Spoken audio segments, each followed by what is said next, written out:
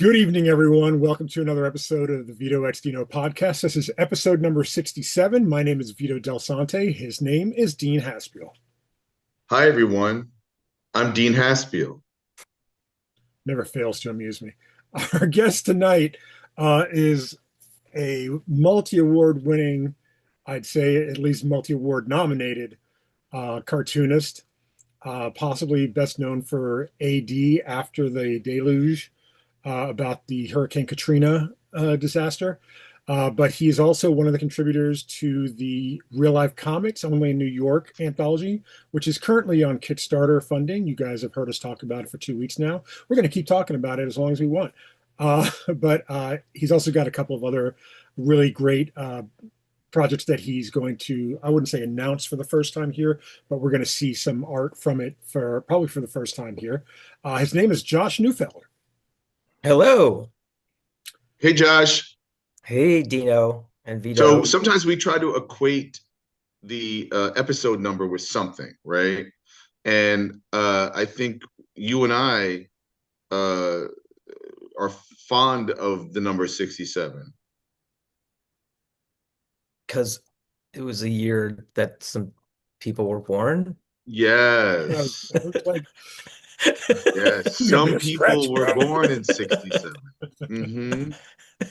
Right. Yeah, not anybody on this podcast, but definitely some people who are still Oh, knocking around, clattering oh, around. oh, you're gonna be like that, huh? What are you, 30, what are you, 35 or 39? What's the I've age? definitely erased like 10 years of my resume, if not more. I was telling Vito this a couple months ago. I got really depressed because I thought I was turning 58 this year. I am 58. And it doesn't matter, not that the difference between 57, 58, 59, but I'm like, oh, great. I've already Oh started yeah. back. I've had that problem for There's at no least, difference between yeah. 57, 58, 59, or 60 at that point. But that's when you start feeling, that's when you're like, oh, 60, no. Oh, no, 60, and then what? You're supposed to be retired at 65? I mean, how's that even possible? I You think they know? raised the retirement age so to like 67 now. So yeah, you still got a Oh, little so while. that they keep making you work for it, Yes. right? Yeah, Okay. Well, as freelance for the cartoonists, non-existent pension. exactly. Yeah. Well, so Vito, you've met and hung out with Josh before, I've right? done, I've broken bread. I've partied. I've had a couple of libations with Josh. We've done signings when I was in New York. Um, I've known Josh probably as long as I've known you, which I Well, that would makes think. sense. What's that? It makes sense because Yeah. so Josh and I met at Music and Art High School in Harlem. Okay, I assume it was freshman year, right, Josh? Yeah. Freshman year. Who could And forget? he tried to knuckle his way into my crew of cartoonists. With a small crew, me, Mike Houston, Sean Smith, Eric Waldman, and there was a couple adjacent artists like uh, Todd Dixon. There's Phil DeJean. Okay, I think Mike Hayden was trying to do comics as well, and a couple other scallywags. And then this guy tries to show up. And this was, I think, the first and last time he ever attempted superhero comics. Because did it start with Spectro and veer into Blade, or was it Blade and then Spectro? Well, yeah, Spectro was my first attempt. I think it was just one page is all I Or a got with cover? that. A splash page. Yeah.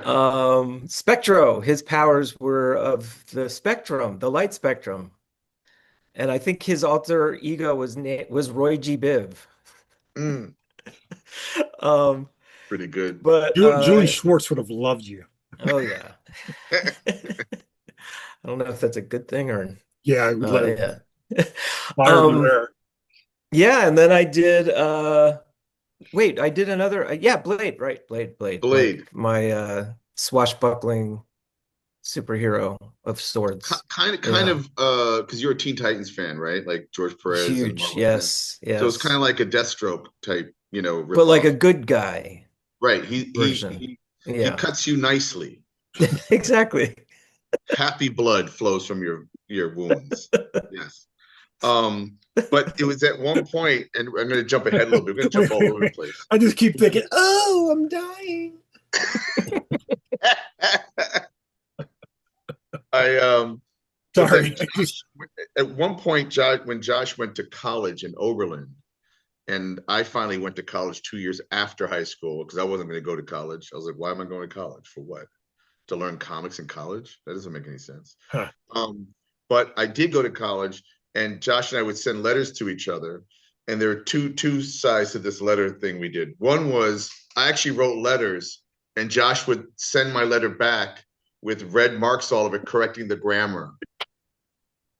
Well, I was trying to prepare you for your college essay because I figured you would be going to college and you wanted to get your sentence structure down Ah, correct. And then then we started kind of like a versus thing, like how you and I have yeah. done. And it was Blade versus Slash, and Slash would later on become the Verdict. Oh, interesting. Yeah. Okay. But as one does, if you were to look at these comics, both Josh and I would be canceled. Oh yeah. I mean, Yeah. I have the verdict here, but I mean, what do Oh, you no, no. We're talking about these little kind of hand-drawn got? things where we would like, and then later on, years later, we did another version of it called Lionel's Lament, which Hmm, was like the exquisite corpse type thing where got it. I would, throw down, have a fight, and end it on some kind of cliffhanger, and then Josh would respond with his original drawings. And you have these collected somewhere, right, Josh? You've never really have you I published? do. Yeah, I have my original. No, wait.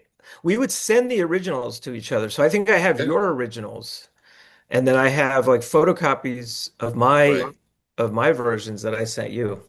So wait a right. minute. Uh, Somebody other than Dean has Dean's originals.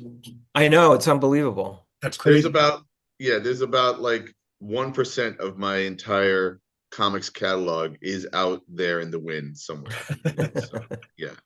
But and it frustrates me because I'm crazy, I and I want to can't let go of my art. I want to go back a little bit before we go further into your history, back to high school. Um, why did you want to kind of like what was the appeal of Dean's group of cartoonists and comic group? And Josh, what was the name of your comic book company? I think you had one because we Was had it one.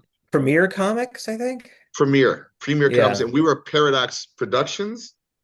something like that. We were like Yeah. Paradox That's Productions, interesting. Yeah. and Josh had Premier Comics. Well, the appeal was that so I've been drawing comics since I was like 4 years old, like actually telling stories and Mhm. making little comics from the earliest days.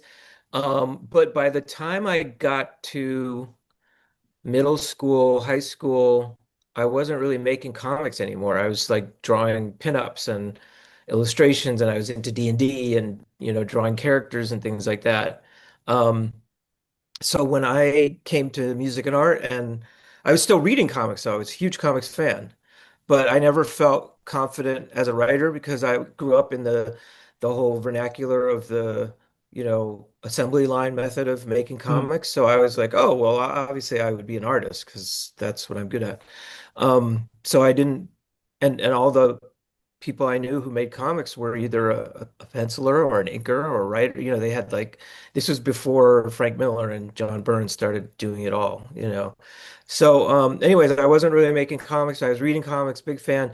And then I guess I met Dean and saw your group. You guys would hang out in the lunchroom and you'd actually be inking your comics and trading them back and forth. And you had this whole like established universe, shared universe, from because you and Dean and Mike and Eric had all gone to middle school together, and they, I guess, had been making comics even back in middle school. Is that right?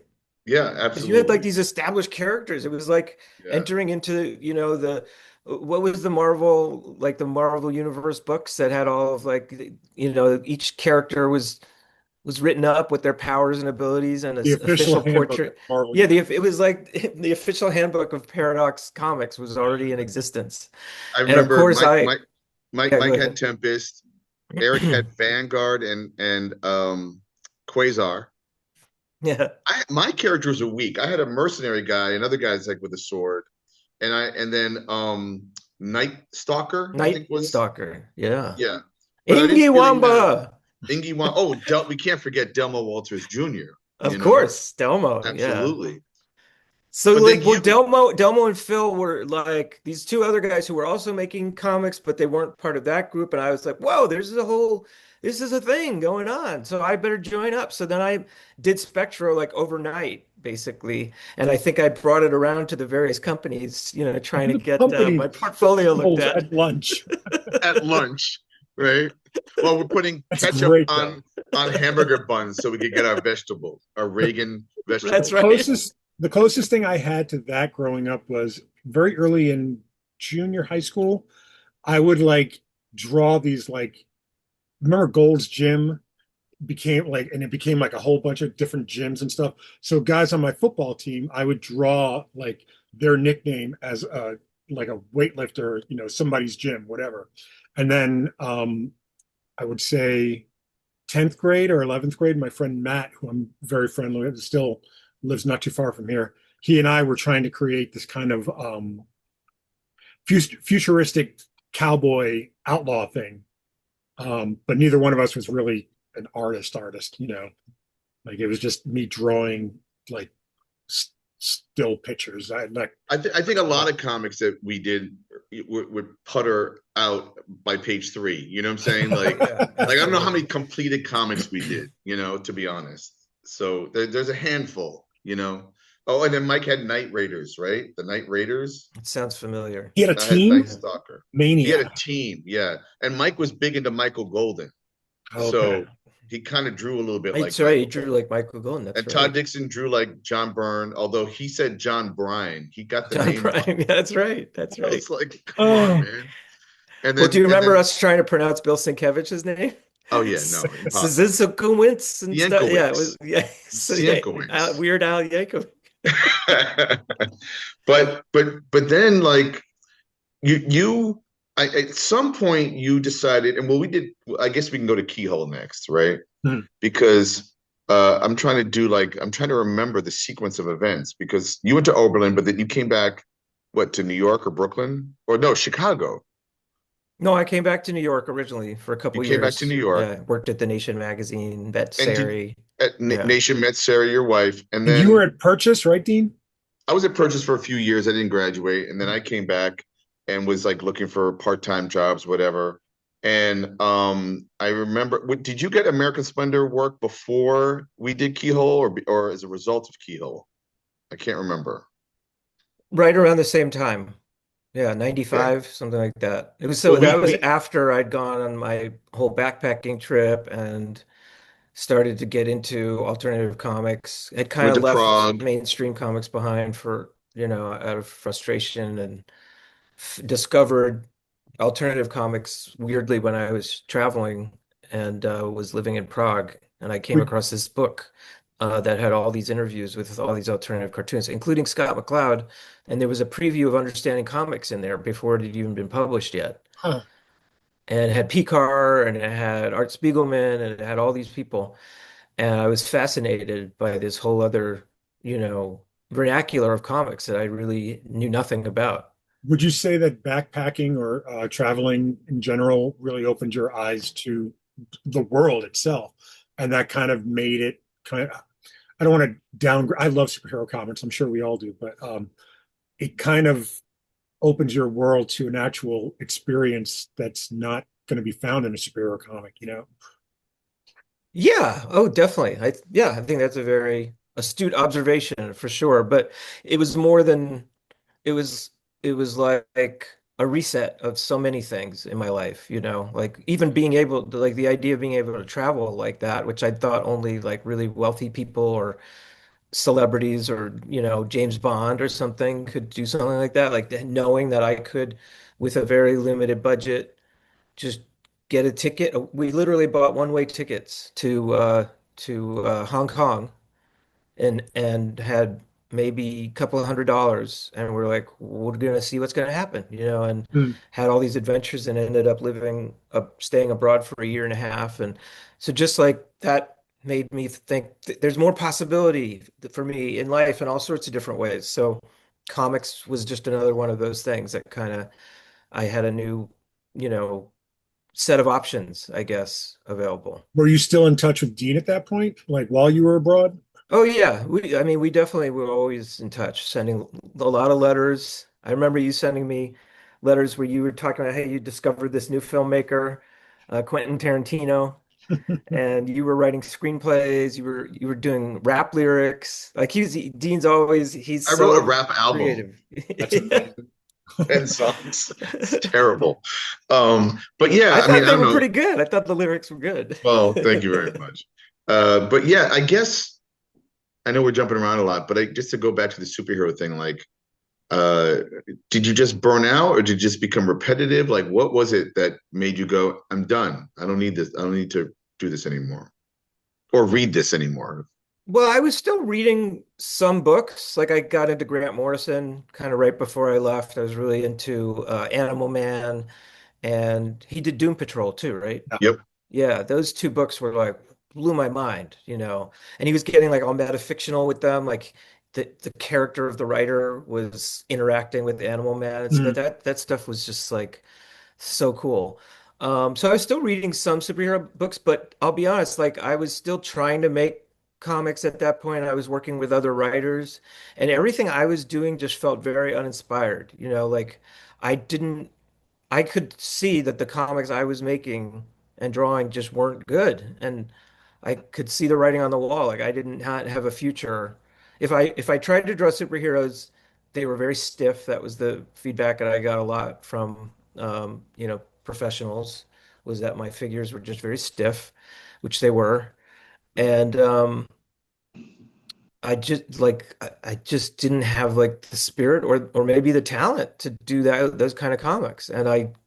So it was sort of like a combination of, yes, I was losing interest in superhero comics in general, though I was still reading, staying in touch with some of the guys, like Alan Moore's work always got me So you were getting excited. into the more intellectual writer Neil superhero Gaiman, comics.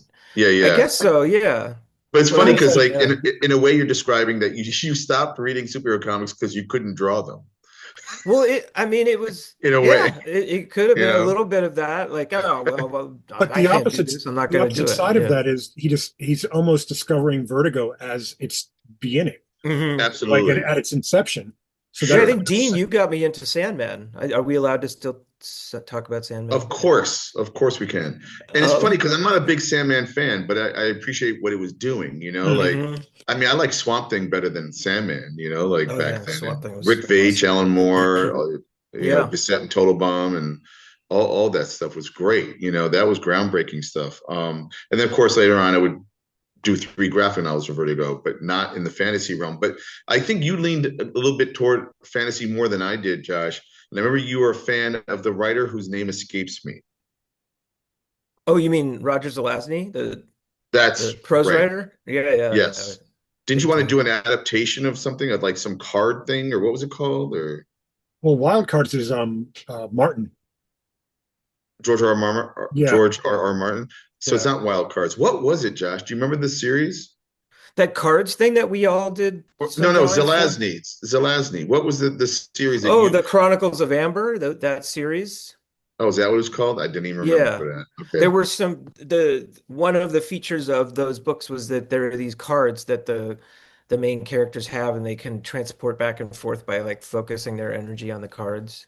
That's what I Yeah, remember. I think you yeah. drew Did something I? like that, maybe. Well, I did an adaptation for a winter term project at Oberlin. I did an adaptation of another one of Zelazny's books, like the first chapter of a not Amber book. Hmm.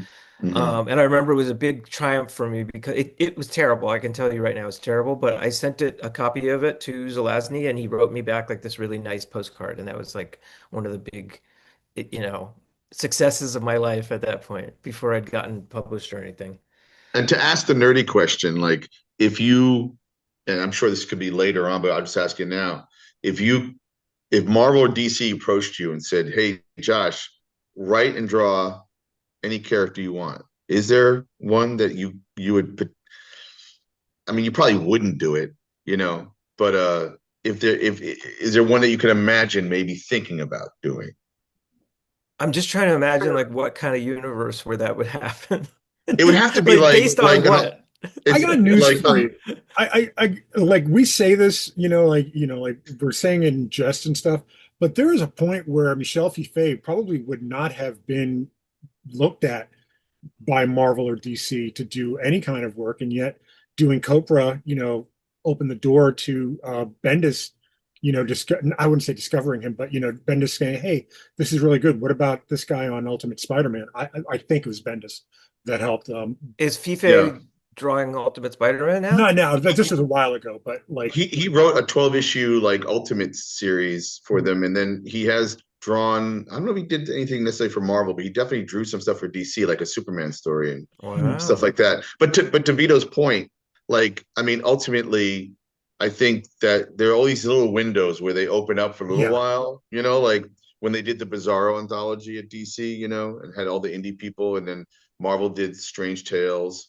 And I think I always like to think that it was inspired by that book Coober Skeeber that Seth did the Hmm. cover yeah. for, you Yeah. know, and all these alternate, and then me and why am I blanking on his name from Ad House? Chris Uh, Pitzer. Chris Pitzer. I think me, Chris Pitzer, and a third, I think there was a third co-editor did a Project Superior, Hmm. where you get the alternative, like, and like, I think I've talked to you, Josh, about like, God, Josh, just one superhero comic, please, just one short story, like, and I don't know what that character would be today for you if you were to like either, well, there's creating an original character versus like, an established franchise character, Right. and like, and I'm not saying you have an idea now, but maybe even something that you would tackle drawing and then finding out what the story is, but it seems like you don't have, I don't want to play like armchair football draft guy or whatever you would call it, but I gotta imagine that Josh could probably spin a hell of a Peter Parker story, or I think so. you know what I mean? Just based on your work, just based on your like I, research and realism and kind of like comics journal. I mean, it's not comics journalism where it's focused on the comics industry, but just journalism through the vein of comics. I feel Yeah. like that'd be like, or Superman, Clark I'll Kent. just say Clark Kent is closer because he really is a journalist versus Yeah, Peter Parker, who's the photojournalist, right. So Yeah, I but could I would see Josh imagine. doing that. Yeah, but Like like, a secret identity, like they'd never appear in their superhero identity. It would entirely be in If their they did, secret it would be identities. it'd be you might end this issue with him tearing his shirt off, and then you right, see an S, like, more Hmm. about the and investigation or something like that. Yeah, or just like so Keyhole was a two-man anthology, right? It wasn't more than just the two of you. well, there was an issue that we featured other artists because of an experiment that we did. Okay. But wait, well, so Keyhole Mini Comics, it was called, Josh. Hmm. It was started Yeah. as Keyhole Mini Comics, and I think we did 5 issues or four, 4 or 5, something like four or that. five, Yeah. and then there was this publisher that I forget if I met him or you met him You met at, him at, at at a SPX, show I believe. at Was SPX it SPX? Millennium Publications, Hmm. and they were just the wrong fit. A nice guy, but it was the wrong fit because he did like horror comics, and we were like coming in with our like 2-man 8 ball, where like Josh focused more on like nonfiction, and I was kind of like testing out all kinds of genres on my side of the book. So it was very schizophrenic. It didn't know what it was, except it was me and Josh, But it sounds like a Love and Rockets, like even like a modern Love and Rockets But anyway. Love Rockets was more honed and more like I get it. even though Jaime had superheroes for a little while, or I Female mean, and wrestlers. wrestlers and stuff, Yeah. but there was a lot of slice of life type of feeling and vibes, that were happening. Whereas Josh was doing Titans of Finance with Rob Walker, and Right. then his own auto travel adventures, and I don't. Josh, did you do a couple other ideas? I don't remember too many other ideas that you We followed through did on. we did like some little vignettes here and there, each of us, like sort of slice of life. I think the cool thing about Keel, and I think the energy that people appreciated about it was that we were like learning on the job. We were both like so excited about the form of comics and trying all sorts of different things. You were trying every genre possible and doing auto bio stuff and creating, your own umbrella character. And I was doing, yeah, nonfiction journalistic stuff with Rob, and then the travel stuff, and then Miles Lament. we were doing Lyle's Lament together, which we were kind Right. of doing. I would pencil and you would ink it, or you would write one and I would draw it, or we would But switch the it was the character back and same. forth. It was like a shared character. But it was also the same vibe as if you put Frank Miller and Adrian Tomine into a two-man anthology. Oh, You know what I mean? that's a tough. Like And I'm that's Frank how Miller different. in this scenario. Uh-huh, that's right. Like today, Frank Miller. No, but yeah, it was that kind of, and I was big into Sin City, and I remember I did the first chapter of a comic called The Big Red Mess that was, but then Josh would be like, okay, I guess you can put it in here, but there's more to this, right? And I just never did it again. That brings up a really good point. I mean, and this is kind of jumping ahead to like nowadays, because Josh put together Antimatter for you. And it seems like, Dean, you had the internship with Walter and Howard and everything. And I wouldn't say internship, you actually were their assistant. Yeah, That's yeah, yeah. a different thing. I know what you mean. Josh, you didn't do anything like that, did you? Like out of high school or? Well, I would actually come by that studio a lot. I after Dean got that job, and also Larry was working there as Yeah. well, Larry Larry O'Neill O'Neill. You guys hooked me up with the studio next door, right? Where Bill Sienkiewicz had a table and with Dennis Dennis Cowan and Cohen. Michael Davis. Yeah. Yeah, And those guys shared a studio with like this small printer who is still doing printing like old school things like with paste ups and things like that. Wow. And it turned out that they needed an assistant. And so I got that gig.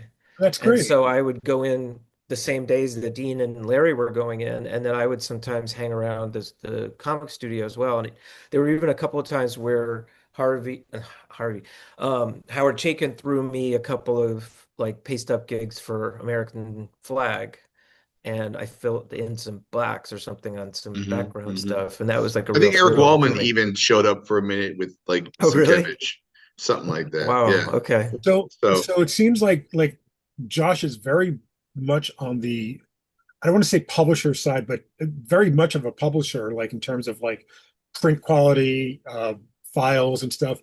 And Dean is like, maybe this is like misreading it and stuff, but Dean has become this kind of editor of putting people together and putting projects together. And I know that's, probably oversimplifying things in light of real life comics happening now that Dean and Doug co-edited together. But would that be accurate, Josh, that you've become more of a kind of printer publisher, kind of pre-press guy? Well, definitely the process of so getting back to Keyhole, when Dean hooked up with Paul Davis at Millennium, and he said, "Sure, I'll take your mini comic and make it into a full comic, but you have to produce all of the material and give it to me, and I'll just send it to the printer." So at that point, Dean, I don't even know if you had a computer, but I had like a very basic Mac, and so it just by default. Oh, and I was working a temp job in Chicago at that point, so I was kind of learning some of those layout programs like Quark Express, which was like the main or layout program at that point, and Photoshop, obviously. So by default, I became the production guy, and it's actually pretty funny because the first issue of Keel is terrible. Like the production on it is terrible. In the fact, the cover. Millennium logo is all jaggy, like it was 72 DPI or something. I didn't know Holy anything about. shit. Yeah. And the cover is stretched because it wasn't the right size. So I guess the Right, printer right. fit it in. And that was a I time didn't know where about bleeds or any of that kind of right. stuff at that point. So it's a total hatchet job in some ways, but you learn from that. But I do remember distinctly a couple of things. I One think I know was, the story you're going to no, tell. that's the second story I can tell. The first one is I did have a rudimentary computer. I think it was like a black screen with orange lettering or something. It was like ridiculous, right? And then of course at that whole when you would connect to the internet, be like, that whole Beep, kind of, beep, beep. kind of thing. Yeah. And then, but I also had a fax machine, so I would go Xerox into an 8.5 by 11, reduce it down from 10 by 15 to 8.5 by 11, and then I would fax it to Josh. And then Josh would fax me his pages. And we, at that point, if we liked it and acknowledged it, we felt we were already published. Like that's all we needed Absolutely. Yeah. was that feeling. But then I remember the day that Josh got the boxes of the comics, the The first first issue, issue of Keyhole not the number mini one. comics, but the one that's going to be in stores, like Yeah. Millennium one. officially. Theoretically, yeah. Yeah. And I remember Josh calls me up and like it just goes quiet, right? And then I hear like It was the live like unboxing it was a audio live tape. unboxing, but on the But phone, phone I'm on the phone. listening to his heavy It was like- breathing as he's like excited, elated, but also I can't tell at But that point. You looked at scared. the cover and you're Yeah. like, uh-oh. I don't think I even noticed. I was so Probably excited. didn't notice. Vito, It was do you probably remember the first time you had a published comic and like actually having that physical thing in your Yeah, hand? we got like comps for the Batman adventure story that Dean and I, it was the first thing I ever did. And so I got comps, but like I just remember just being like, oh my goodness, they even sent me free copies. Like just I don't have to buy them. yeah. I Of mean, my own the weird comics. thing is every comic I've ever done, I've always bought one, like either at the comics Mm. or on Amazon or where, just so I like it would tick. It was like an idiot. Like it would tick somewhere like, oh, we got a sale on Amazon. Oh, this retailer ordered five or six, or whatever. Yeah. Um, but I But do you remember, remember that thrill, like of seeing, like you're a lifelong comics fan, you've bought comics, you worked at a comic book store, and then you get a comic with your name printed in the credits. That must have just been an amazing I can feeling. tell you, I don't remember that. I do remember when I got the proof of Stray, the very first Stray issue from the very first Kickstarter. And I was just like, I think Michelle either videotaped me opening it, or took pictures of it. I don't know where it is now, but like I just remember just being like, I made this. Like I did this with a bunch of my friends and exactly the way I always wanted to make comics with my friends. But the Batman Adventure story, I remember when I got paid really well because I got the check in the mail. And then I get a call from my cousin Melanie telling me that my grandmother died. And then I was Oh, just like, huh, all right. And then I got a call maybe 15, 20 minutes later from my friend Chris, who you met, Dean, when we went to JHU that day, um, telling me that our friend Joe had died. oh And my I was just like, gosh. what is happening today? I just got paid for doing Batman. And like, Oh, there's no that's a way I can bummer. enjoy it, like Talk about a that's buzzkill. I that's spent the that Jesus. money quick origin. though. That's the origin of your Eeyore Yeah, complex right basically. there. You know. Um, yeah, I remember real quickly that when I saw the verdict on the stand at St. Mark's Comics, and I felt real. I was like, "Whoa," because I That's don't know the if I ever saw Keyhole in the store. I don't remember. You know, You mean it's like maybe just a theory that it actually ever was in the store? and we only no, did no four bullshit. issues. Because I mean, we had them at Hanley's. Like I There you know, Right go. Proof. there, you like, go. like And of course, then we did four issues with Millennium. Actually, we started an imprint at Millennium because we realized, oh, this isn't looking good. This is all you, Dean. You're being Well, too this is humble. what speaking to Vito, what he's saying about me creating communities and stuff.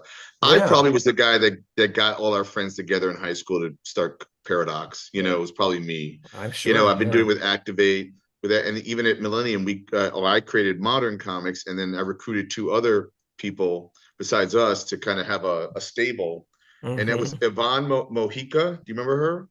Who Hmm. did Bathroom Girls? Right? amazing. And then she went on to work on that Tina Fey show. Which one? Like 30 Rock or one 30 of Rock, those. yeah. Oh, I didn't know that. And then there was his name Maze, and he did Lovely Timothy. Prudence. Lovely Yeah, yeah, Prudence, yeah. and he went to Purchase with me. But Uh, Okay. what I yeah, like so much about this story, I mean, like both of your origin stories are intertwined. Like it's number one, that's rare because I don't know, like a lot of people don't get to grow up in the public eye doing comics with somebody they went to school with who also right, does comics. right. I think that's rare. Stan Lee, I think went to high school with Yeah, uh, not Jay Lynch, the guy who did the Mad Magazine back covers, I think. Al Uh, Jaffe? yeah, I that's think Al Jaffe and Stan Lee might have gone, maybe Really? it might have been different years, but there was enough like Mad Magazine guys and stuff, I think, that did go to Music and yeah, Art that Yeah, back sounds in the about day right. it's true. But around the same like time. the thing that I'm picking up is that like the the coolest thing about this story is somehow Josh saw you guys from afar having a good time, and Josh was like, "I want to be a part of that. I like comics too. I know how to draw comics. I want to be." And like, I think that's just that's genuinely very sweet. That's very. I don't think a lot of people can say that. Like, and the thing is that you can both say the same thing from two different points of view, but neither one of you is going to be wrong. You Oh, know, right. I mean, that was part of our our tension in some ways when we do projects together, and we have a list of them, and we'll get through them. okay. But we have, weirdly enough, we actually have very different sensibilities, and sometimes we clash, but often we complement. That's the thing. Because we Like, do stuff that you wouldn't know we would turn into the thing that it becomes. but you guys have done, you both have different types of sensibilities, but you produced one book that had all of those sensibilities on display, which Yeah. again, like I don't think that happens very often, if at all. Um, And then we there you we go. recently did the 20 issue Keyhole 7 a few years ago, which is the 20th anniversary. And it does exact. And then Whitney Matheson wrote this great piece, 25th anniversary. Yeah, I was just going to the say, 25th. Yep.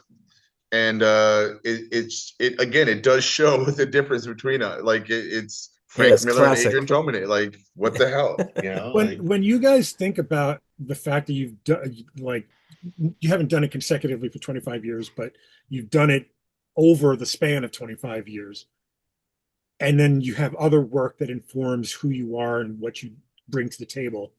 What does I hesitate to say this as like, because it's going to sound like a fan question, but I mean basically it is. What does that feel like internally? Like, how do you express that vocally? That 25 years is a rare occurrence. I mean, I think Savage Dragon has been, and Spawn might be consecutively going on for about 30. So I mean, those guys can speak to that. Yeah, but they probably have like 200 or 300 more issues than what we've done in terms of keyhole. But then there's all the work in between the keyholes, like you said. Like, yeah, we did do, because we went from Modern Comics / Millennium to Top Shelf with issue right. 5, and then we did Yeah. 3 issues with them, 5, 6, 7. No, 2 issues. Sorry. And then we kind of quit, because we went on to other things, longer Right. projects and stuff like that. And then at some point, Josh, did we do That's when we hooked up 7? with Alternative. Pretty much after that is when we hooked up with Jeff Mason and Alternative You mean to Comics. do our separate comics? Yeah, and I did Or I Titans did of Opposable Finance, and you Thumbs. did Opposable Thumbs, and Wait, yeah, what did you call it? What did you do? Titans of Finance. The comic, but not A Yeah, Few Perfect Hours. Few Perfect that was a Hours you little bit later, a self-published. couple years later. But then Alternative distributed it, so I think in a lot of people's minds it was Mm. published by Right, Alternative. Yeah. right. So, but we've always, that's what I actually like about working with Josh, is the fact that we're just, so different in our sensibilities, But also, and we honor that too. It's like, I can't do what Josh does, and right, Josh right. wouldn't do what I do. I can't do it. I can't do what you do. Well, But you Absolutely. said also, something funny recently. You said something about how I can make up stories or whatever, but you can't make up stories. They have to be based on reality well, for you. that's Yeah. odd. Yeah. I have no like fiction bone at all. Yeah, I can, I don't know that I can believe that. I don't know that you've ever, maybe you've never pushed it, or like, but and I hesitate to say that nonfiction comes easy because you have the research there in front of you. It's got to be, just as taxing to put it all together. It's not any different. But I don't know. I'd like to believe that you could, like, and that you might at some point. Push comes to shove, Josh. Well, especially if it was a gig, Josh would figure it out. Mhm. Like on his own, I can see the struggle, but he's a pro. I Yeah. mean, if someone made him make it up, but I also know that Josh struggles with. He'll show me like a workaround on a nonfiction comic, for the formatting to keep it nonfiction, to keep it real, and whether or not you do a phone call or you're in front of someone, how can you transition to phone call? In the comic, we don't care as the reader, but Josh cares that it's right. Are you coming from it like, do you have any kind of background in film, Josh? Like in filmmaking or anything, or like studying anything? I mean, I read, actually, thanks to Dean, I read On Directing Film by David Mamet early Mm. on in my comics writing career, which I found really helpful for that idea of a through line, and of sort of like having every scene kind of advance the plot or advance character. Those are things I definitely think about when I write, when I structure my nonfiction comic stories, that they follow a kind of a narrative arc that we can relate to as fans of fiction. But you stage So, very well. You know what I mean? Like that's why I'm surprised to hear that that's the only exposure to it. Because like if you look at something like AD, um, that's a tough story to tell. Only because there's so many different ways to tell that story. You could tell it from like multiple points of view, multiple talking heads, multiple characters and stuff. But you kind of balance it, really well. And like, and there is a kind of, I don't want to say history, oral, yes, like an oral history, uh, Studs Terkel type of take to it, which I don't know, guys like us probably appreciate that more than anything. But like there's also like the kind of time capsule aspect of it that you could put that in a classroom or something to teach about this moment in time. And I don't think like I said, like your staging is just very, very astute. Like I really appreciate it. Well, oh, two two thank you. two things. Oh, sure. One is we'll let Josh explain briefly what this book is because it's the one that have really put him on the map and Yeah. is best known for. But in terms of staging, let's call it, the term you used, this started off as a serialized comic, a web comic on Smith Magazine. Right. So I never thought about this as a question, but had Josh been asked to like create the graphic novel Oh, I from see. the get go, I think it'd be a different take than how he parsed it out online. I Because it mean, was more Josh, you like can speak to that. dispatches from the front. Uh, Kind of like that, yeah, yeah. I see what you mean. Yeah, I don't think I would have had the courage or like ambition to even know how to structure a nonfiction graphic novel, just like from page one. But having that deadline pressure of every month I had to produce a new chapter, and I had like a vague idea of how it would build, but basically it was chronologically.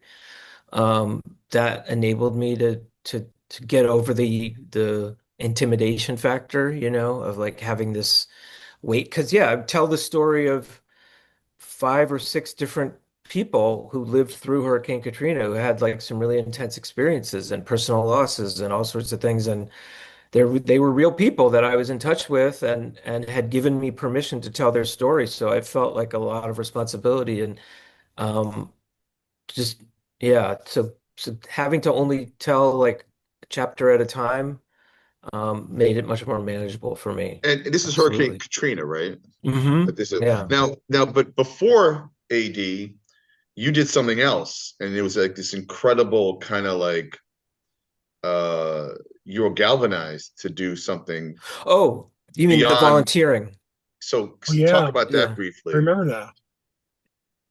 So yeah, after Hurricane Katrina happened, I was watching, TV and stuff and listening to the news and everything like all these millions of other people. And I was just kind of horrified by what I was seeing happening because it was like this slow motion disaster, right? Where they said this hurricane's coming. They said people should evacuate. A lot of people weren't able to evacuate. Then they ended up, the city was flooded, overpass, people's like on overpasses and trapped on roofs and all that, and trapped at these shelters of last resort, the convention center and the Superdome, and just being left there, for days.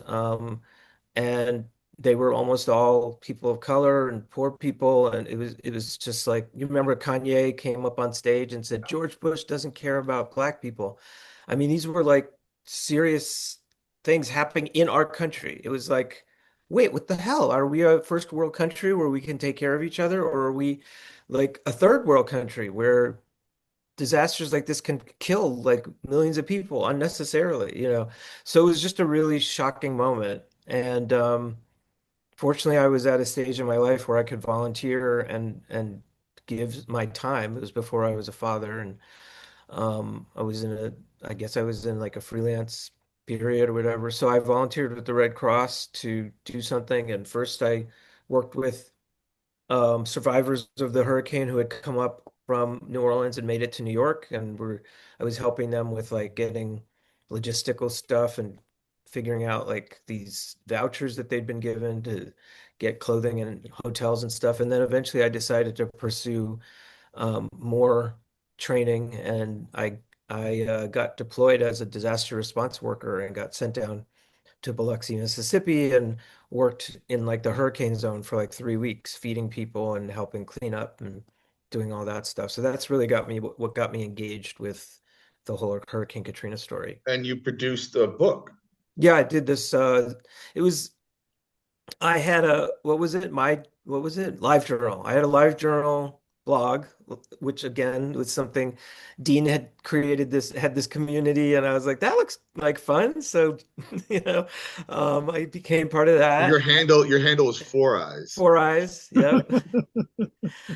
With the number four and Z for The eyes. EYEZ. Before it was Um, cool, people. yeah, exactly. And yeah, so when I went down there, I was blogging about my experiences. You know, I was staying in this giant, basically like a barracks, you know, like this huge, like airplane hangar sized thing with all these cots with thousands of other people. Like we were all sleeping next to each other and having group meals and going out and working and volunteering. And Orgies. well, my wife is going to hear this. That doesn't sound sexy, a Red Cross orgy. Uh, Red Cross orgy. Yeah, no, no, no. Now a red light No, orgy. that's different. Yeah, yeah. what's funny about this experience is that I distinctly remember, number one, following your live journal. I think all three of us followed each other's live journals, so it's not out of the realm of possibility that I was reading them and getting them kind of as they were like, like in real time. And then also like at this point in your life slash career, like our three lives are intertwined. Like, like you guys are coming to the store every week. I mean, up until the point that you leave.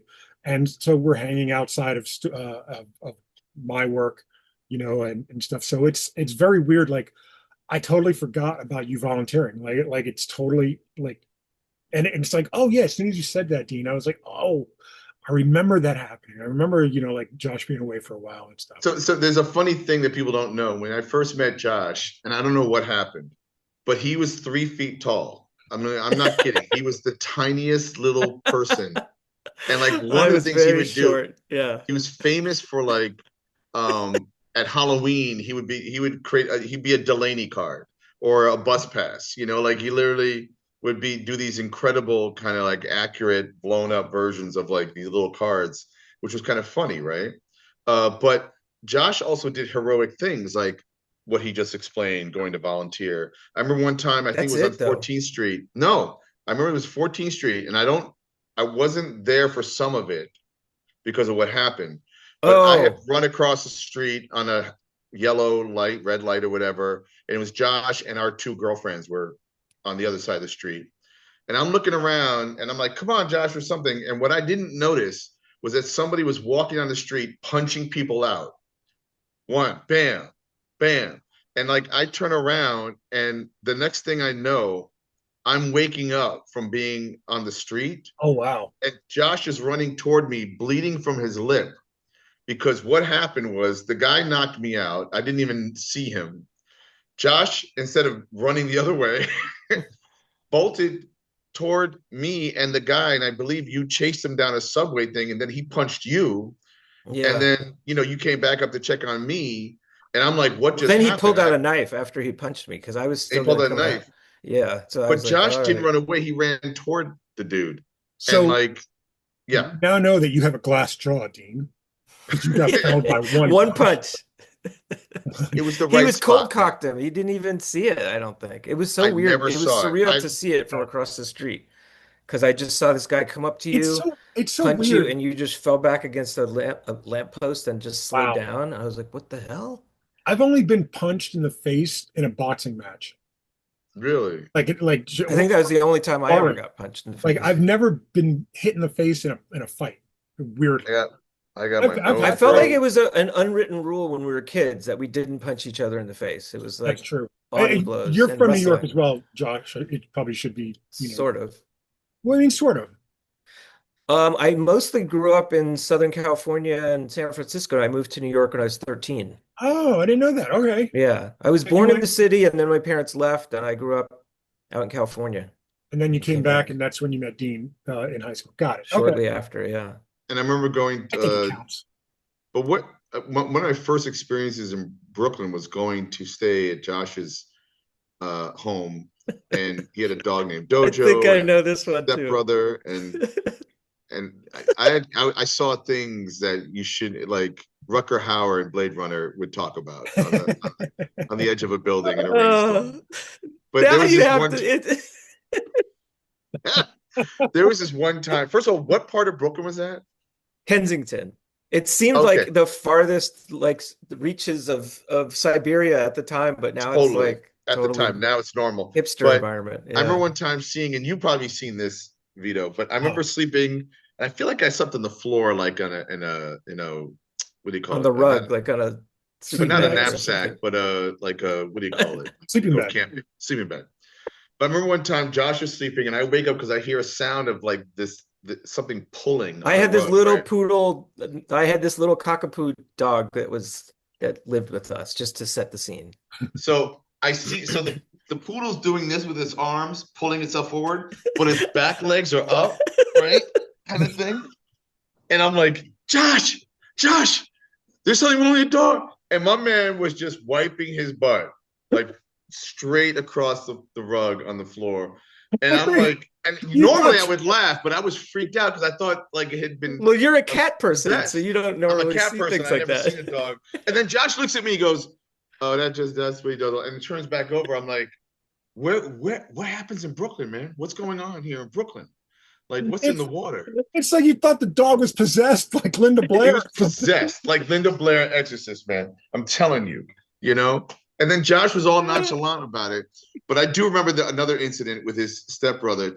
I feel awful to this day. And but you're He still complicit holds a too, Josh. grudge. He's like 48 and he still holds a Well, grudge. we were bored and we decided his stepbrother's hanging out, and we decided He's to take 12 years younger than me, so we thick should have duct known tape better. He was and four we or wrapped five. duct tape all around his Oh, hair. And then And your he was dad like, shows "Yeah, up. this is fun. It Do was all it. Put the fun, tape on." jokes, and he couldn't get it out. And then your dad shows up and had to cut He had to cut it off. all his hair out because of this, man. It was like we didn't know.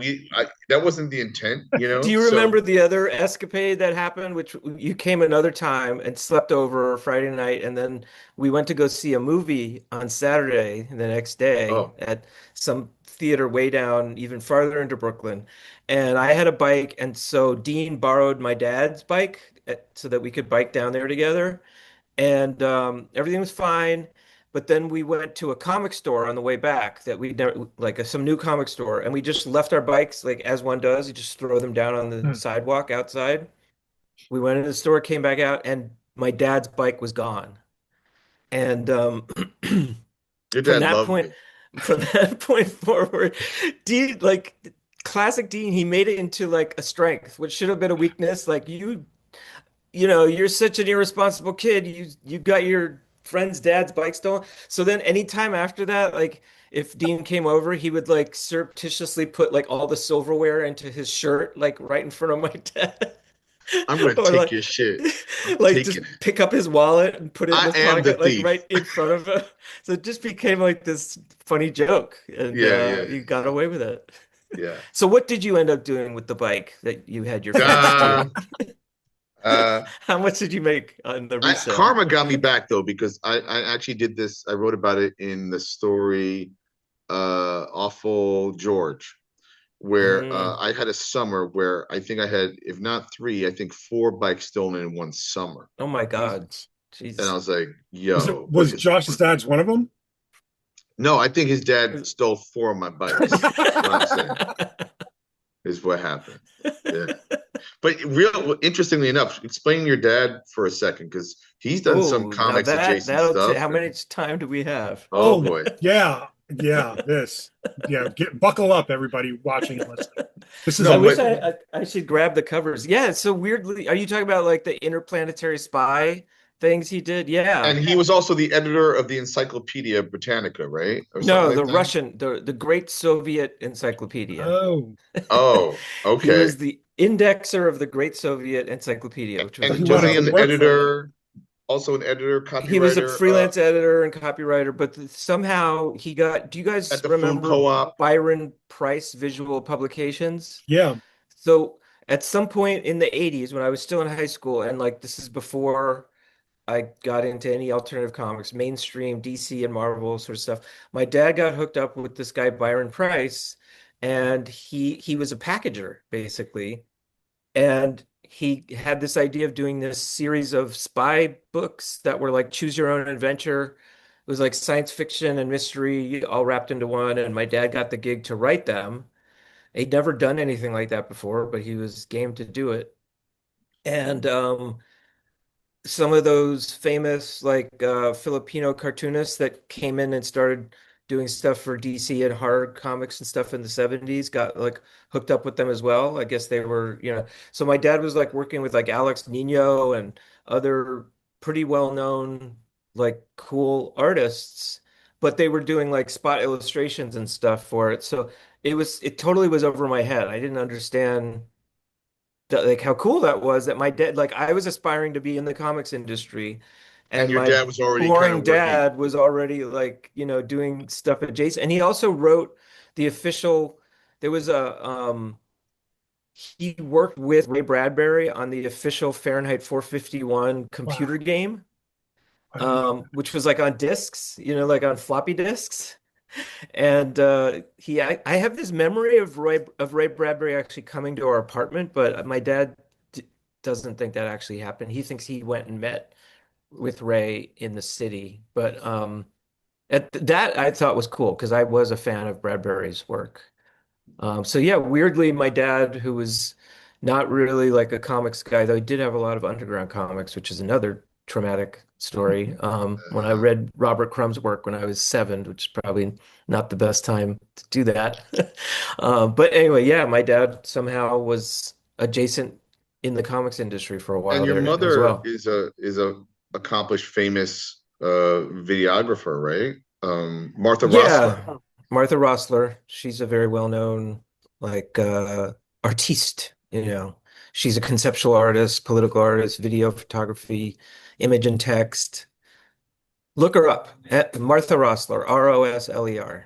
So Now, is your name Josh Michael Rosler Neufeld, or did you add the Rosler? Is it I think my is it mom added it. It's it on really my is in birth your name, certificate, it's Joshua Michael Neufeld, but I basically have been had that extra name in there for a long time. right? Right. did your little brother, other than getting weird haircuts, did he get into the arts at all?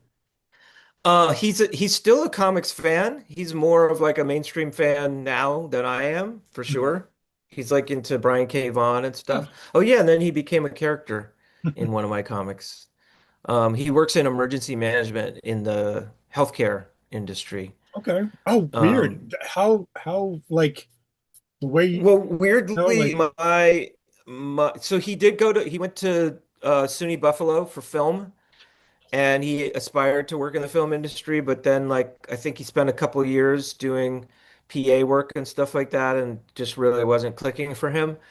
And then weirdly, when I volunteered with the Red Cross after Katrina, that inspired him, so he started volunteering, and then he pursued a master's in emergency management, and his career's taken off since then. So that was kind of cool that yeah, he, absolutely. was inspired He that also, way. in this issue of Keyhole, is a collaboration with his mother, Martha That's right. Rosler, That's right. in this issue. So your brother, your mother, and I think What'd you say about my adjacently, mother? she's a fine, fine woman, fine female woman. Wait, um, and then adjacently, we got a little bit of the Harvey Oh, Pekar yes. that Crumb Oh, did a yeah, version of, absolutely. and because your father Absolutely. introduced you to Crumb, the whole family is That's in right. Thank you. You so put it all together, Dean. See, You that's know, what he does. it's that's very what I did. weird because in hearing all of this, I mean, I knew a little bit of it, but not all of it. I didn't know about your brother, but it's very weird in such a serendipitous way. You almost didn't need to join the comics group with Dean to be where you know what I mean, to get to this point.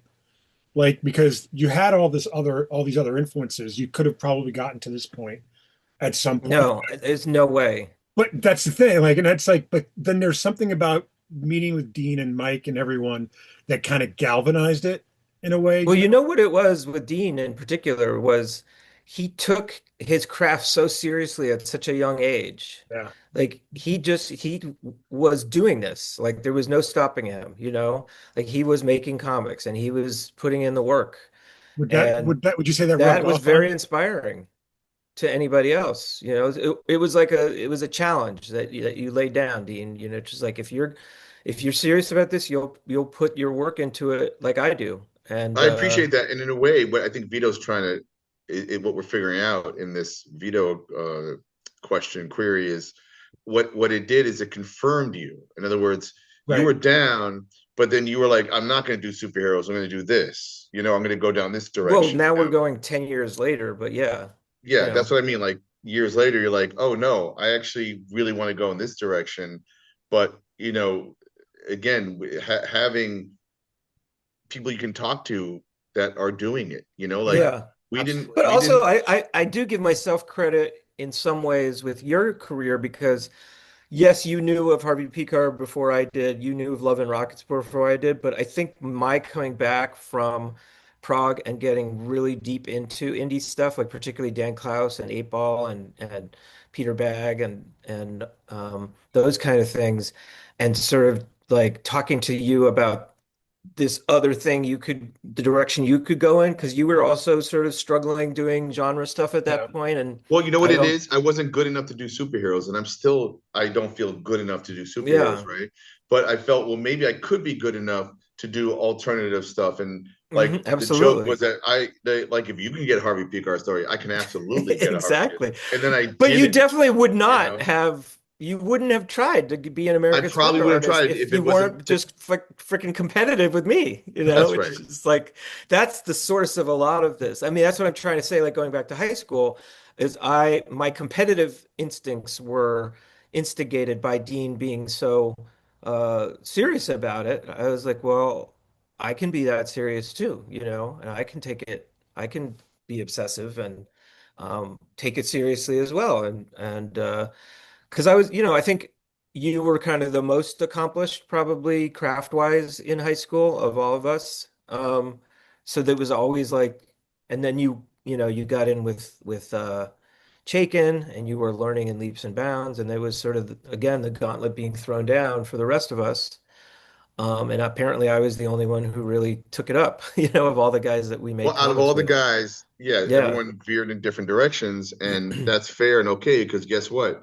Doing comics is hard, and a lot of people, especially when we were growing up reading comics when it wasn't cool, you know, I mean, it kind of cracks me up when I hear young people today talking about gatekeeping and like, oh, you won't let me do a comic. I'm like, nobody let us or didn't let us do a comic. You just did it, like what are you talking about letting you, Wait, like I haven't heard this oh, there's a accusation. Vito, Yeah. What is right? this? It's there's a lot of gatekeeping in all like entertainment media. Like, oh, Sure. you shouldn't remake Citizen Kane for XYZ reasons, or you shouldn't the Byrne Claremont X-Men is, equivalent to sacred text, that kind of thing. But then it gets even more, I wouldn't say nuanced, but, more attack friendly, where Petty, you petty. Yeah, like, petty. oh, well, a woman shouldn't write Superman because what does a woman know about being Superman? Or a trans person shouldn't write heterosexual.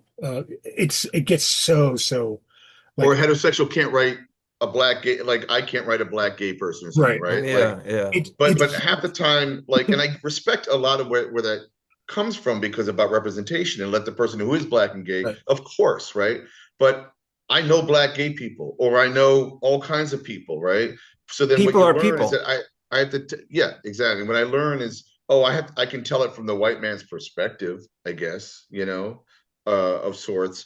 But that was even what I was saying. I was talking about like people who felt like I hear all the time, like they told me I wasn't allowed to write or draw. I'm like, who told you that you couldn't write? Now you Right. might have a parent that's like become work at a bank, like get a real job kind of thing, that I can understand because it's worrisome. It's Mhm. worrisome to go down the road of being an artist or a creator or a freelancer, because there's no guarantee ever. And that's what I'm living right now with the anxiety of that constantly. A lot of us do. Um, and so, but like to hear like thinking that there's like a secret cabal of like people who are saying yay or nay to whether you can have a career in comics. There are assholes out there and there are corporations with their agendas and whatnot and mandates, but that's not us. The Most other people who do comics are us. yeah, the other thing too is that most of those people are um, filing complaints against the Marvels and DCs and Dark Horses and just saying like, oh, they don't want me to do, and it's like, well, no, that's you know, if you start off with that attitude, I don't think you get anywhere anyway. But to your point, Dean, nobody asked for Stray. Do you know what I mean? Like nobody asked for, a book of, and this week, like you might have seen me share it. Like there was a relatively popular comics review kind of Yeah. YouTube channel that shared a little short about Stray, and I've been getting like comments left and right, like overwhelmingly positive. I want to check this out. It's so silly. He's got those ears, stuff like that. And like for I'd say, and the craziest thing is for the all the positivity, there's very little negativity. Like I would say it's almost 30 comments to one positive. That's insane.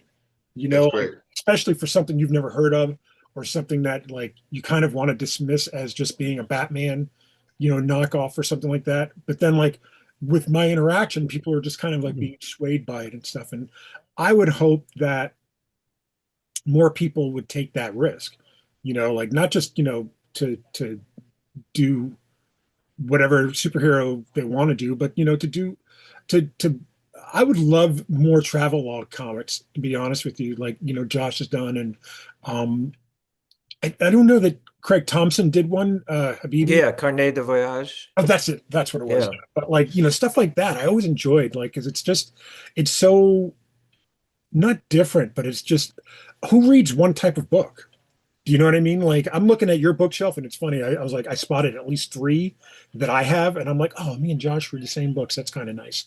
You know what I mean? And it's not like that they're the same, across the board. Like nobody reads one type of book. Why does it have to be one type of comic? You know? Yeah. Right. And I think That's that's that old mentality that we grew up with, where there was a very limited repertoire of comics out you there. grew up with So, it, but yeah. your same generation broke that. Do you know what I mean? Like, Hmm. that was within I like know. careers, not just your lifetimes, but Me and Josh, and I know we won't even say it, but we can definitely name a couple of people, but one very specific person that stays in one lane. And you're like, but there's so many other iterations and right. variations, versus like just sticking to the one thing you like, kind of thing. Yeah, man, the people who are the loudest are the jerks that like are ranting and raving because the rest of us are spending time indulging the things we love and making the Right. things we love. And that's going online yelling about what we don't like. We usually are telling people what we like, I you never know? want to like single-mindedly or narrowly say that the loudest voices are usually the most untalented people, because that's probably not entirely true. I mean, it might be more true more often than not, but I never want to like just dismiss somebody just because they're registering a complaint. Most people that complain are just complaining to hear themselves, rail against the system. But at the same time, they're probably also, some bit of truth in their complaint. So I can't really dismiss it outright, but I would say that, like, if you had to gauge it some way, like in a list or something, they're probably not as talented as I think they are. Well, well, we know that famously people argue who's stronger, Hulk or Superman fight, whatever, and then people get into a scuffle and they're stupid, whatever, it's dumb. Josh, in working in nonfiction, I can I can hazard that maybe whenever you've gotten a complaint, it's a little more serious. Hmm. Have you ever Um, experienced anything like that? Like any negative reactions to your nonfiction work? uh, yeah. Um, nothing major. Like it's definitely something I've been worried about at times, Hmm. and it's something like often when I am interviewing somebody for a story, I just want to make it clear what I'm going to be doing. I'm making this into a comic. I often say you should check out some of my other work so you kind of have a preview of what you're in for and how you'll be represented. But I don't do the kind of work where I'm trying to catch people in a lie or like, Yeah. caricature them. I'm usually choosing subjects who I'm presenting in a positive way or having them speak some kind of truth or criticism or something. But I remember there was one guy, I did a story about a group of Muslim Americans who had traveled from Detroit to over to Toronto and to Canada to attend a family wedding, like all in a bunch of SUVs and minivans and stuff, like families. And when they came back into the United States, they were treated really harshly and subjected to like interrogations and treated as if they were terrorists. And um, the guy who I interviewed for that story was totally cool with me interviewing him. But at one point, I drew his wife in the comic, and I didn't actually have a picture of her, but I drew her like respectfully, like with a headscarf. And he told me later, he's like, "You didn't tell me you were going to draw my wife." Like it just for some reason that was objectionable to him. And I think I just made her up. Like it wasn't even like maybe I got really lucky and the way I drew her would like look pretty close to the way she was. But actually the cool thing about comics and particularly my style is that it kind of anonymizes and it makes people anonymous in a way because I'm not like Fred Harper. I can't draw like perfect, you know, portraits of people so they They're look very, exactly. very reduced, cartoony. Yeah, they're Yeah. cartoony but detailed, you But know. inoffensive. Yeah, Inoffensive. and I think people can kind of feel like if they were being taught, shown doing something that they could get in trouble for back home or whatever, they could sort of claim like, oh, well, this is just like another version or someone else or something. But in that particular case, he was a bit upset, but not in a way that like really caused any kind of lasting trouble. But the other thing is a couple of times I've drawn women with like a wrinkle like on their mouths, like there, and Uh-huh. they were Like very Caracalla. unhappy, very, very unhappy that I drew those Oh, lines. vanity. And yeah. So stupid. And I talked to another journalist about that. Um, like a print journalist, and he said that it's so funny that you say that because in some of my stories, when I describe people, women, there's certain women that if I describe something about them that like that they have gray hair or that they have some age lines around their eyes or something, they get really like uptight about that. Like it doesn't matter if the story's about like some really important, like political expose that's sort of revealing a house of cards inside the Senate that like whatever the issues are they're just like I didn't appreciate that description of my She was eyes a on page handsome 7. woman. Yeah. She was a So handsome woman. I don't know how this got around Well, to I being mean, about women, but Jack yeah. Kirby famously in a New York Times article got described as some guy who looked like he worked at a girdle factory. Like, and that That was the seems to fit. beginning.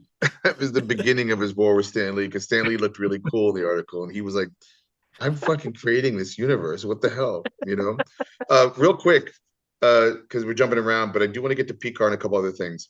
But when I did my first miniseries, The Verdict. in 1987, Eternity Comics. In fact, Brian David Marshall, who was the publisher, is having a mixer tonight that I was supposed to be at, but instead I'm talking to you guys. And maybe even Evan Dorkin might be there and a I couple am other people. honored. Evan Anyway, Dorkin, another early member of that's that right. same group. Yeah. But you drew, was it just one chapter or two? Yes. One, one chapter. It was called Never. Stars and Stripes, Yes. and it was a superhero comic that Fred The Schiller only superhero comic I ever got was published. published, Yeah, right? yeah. And Fred Schiller wrote it. You drew it. I think I inked it, Yes, yes. and I'm sorry. Yeah, And you should be. yeah, I might have taken some liberties. I don't know. I don't even remember the Talk about comic. stiff. Woo. Oh boy. But Stars and Stripes, what was it about again? Do you remember? Yeah, it was about two brothers who Like were Hawk and Dove? yeah, exactly. And they had different personalities, but they were both superheroes. Like one was sort of like Superman, law abiding and standing up for truth and justice, and the other one had the same powers, but he was basically like chaotic evil, and Right, right. I think they had been brought up within some government program. Is all the Yep, old cliches. And then yep. like the bad one went crazy and they sent the good one to try to stop him, and it was an epic battle. And yeah.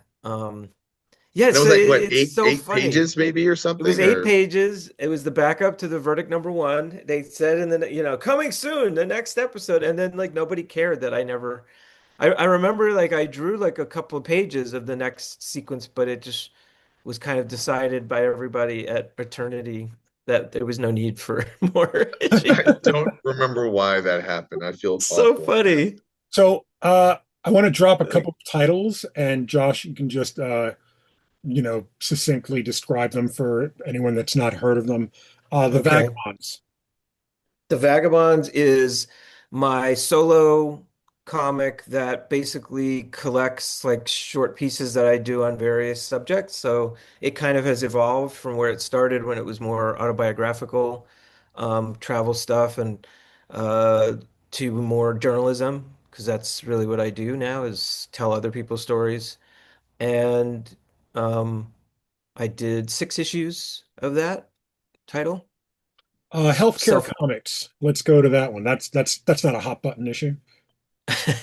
Yeah, Healthcare Comics came out of a an initiative by the Journalist Resource, which is a organization out of Harvard University that their whole thing is they want to encourage journalists to use as sources actual like professors and experts in fields, like academics who actually know about the topics that reporters are reporting on, whether it be tech, business, health, government, whatever it is that instead of being lazy and or just talking to anecdotal sources, like going to talk to people who actually really are experts on this field.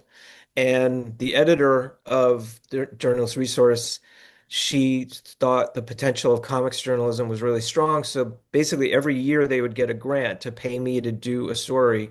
And the first like 3 or 4 stories that I worked on with her were health related comics. Like I did one about COVID vaccination rates in LGBTQ communities in Chicago during the height of the pandemic and how there was all this mistrust between those communities and like the health departments. And I did one about myths of Black immunity from various pandemics, going all the way back to like yellow fever and Spanish flu. So it's taking these very sort of niche subjects and trying to give them some new energy in comics form. And again, finding like a character you can really connect with, whether it be an expert or someone, who works in those communities who can speak to these things. And so it's a mix of reportage and info, informatics, I guess, and comics, and like basically everything you see. Like if you see a character, they're a real person. If there's a word balloon above their head, it's an actual quote. Um, I have samples from papers, and it's journalism in You comics you've form. devised a certain journalistic. comics lexicon in a way, to where you Absolutely. have your little like rules in a way of how Mhm. to do this, which is interesting. Like it's very specifically yours, you know. Yeah, I It's mean really it's cool. like I'm always trying to find a way to make the topic have some visual energy and interest to it while at the same time, sticking very closely to the factual narration Right. and it's a challenge and I often feel like I'm sort of stuck, like Dean said, there's certain rules. Like I have these talking heads and I try to find ways to bring a little more vitality to it. I often think about like AD, and what worked about AD was that I didn't have to narrate anything. I could just show these events happening and have characters talking naturally, and exposition was happening through the action and the dialogue. Whereas in my comics, there's very little forward narrative momentum, so it's a struggle to kind of bring that energy to those comics. So I feel like I do a I'm very conscientious with that material, and there's definitely like a group of people who are very interested in it, but it's not your typical comics readers, I would say, who gravitate towards that material. I feel What's like your feeling about? Oh, go ahead, no, no, no. Go Vito. ahead, Dean. Did I I interrupt was your just drawing, No, Dean? no, If no. you need to go well, back to the drawing I'm too. just I'm no, you didn't interrupt, but I can do both. But I was gonna say, what do Is you that how I feel? know when it's time to go? Is No, No, because we have a lot more to go. We want to show some of your stuff and yeah, talk about I'm going to get to Harvey that in a second here. and our podcast, but that we did. And we never even mentioned Prince, which also kind of united us, was our love of Prince. But I don't know how to pose this question, but I have an allergic reaction to academia, and I feel I'm like sorry. You can you take like things for that. you A vacation, that first of rash all. can go away. Um, no, but I mean, you tend to sometimes wear a tie and a suit jacket, No and ties. No you don't do the ties. tie. Okay, what and loafers? Oh, it hurts your neck. Okay, Yeah. oh, it chokes you. But what's your feeling about academia and comics? And also, you are teaching comics. I forget exactly what at SVA, School of Visual Arts in New York City. Talk about that a little bit. Like what brought you there, and what your feeling is about teaching and serious comics or academia in comics. You see what he did, Josh? He lined you up with like the perfect thing that'll make you talk for a bit so he can do whatever he was doing on the table. Going back to I knew drawing, it. yeah. But go ahead. I'm sorry. And I noticed he put like earplugs in as well. Very subtle. I will spit out my drink. Yeah, I was invited to teach. I was very lucky. I never really had done any teaching to speak of and didn't really feel like I had a lot to contribute because I had never formally been taught comics myself. I didn't have the language to be able to describe, the process of making comics, but um, they were the guys at SVA who were like the two main people there. At some point, they became interested in me and they invited me to come teach the head of the department at that point. And I said no because I was busy with AD and the influencing machine, the book I did after that. But then they asked me again, and at that point, I was like, I could use like a base income besides the Yeah. freelance comic stuff. And so I came in and I started teaching, and I that first year at SVA was really rough. It was hard. I was thrown into the deep end. I took over a guy's class I'd never taught before, juniors, an adaptation project. There were some students there who were very uh, strong-willed, shall we say. And there was one kid I remember who refused to do thumbnails for a story. They said, I never do thumbnails. I just start drawing. I just make I write a script and I just start drawing it. And that's the way I do it.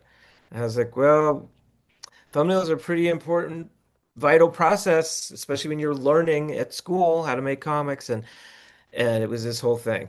I ended up going to they went over my head to the department chair, and then the department chair backed me up, thankfully, and so it ended up working out. But yeah, there were a Wasn't lot there? of When did you tell me a story and you cannot? tell the story if it feels like you're not allowed to.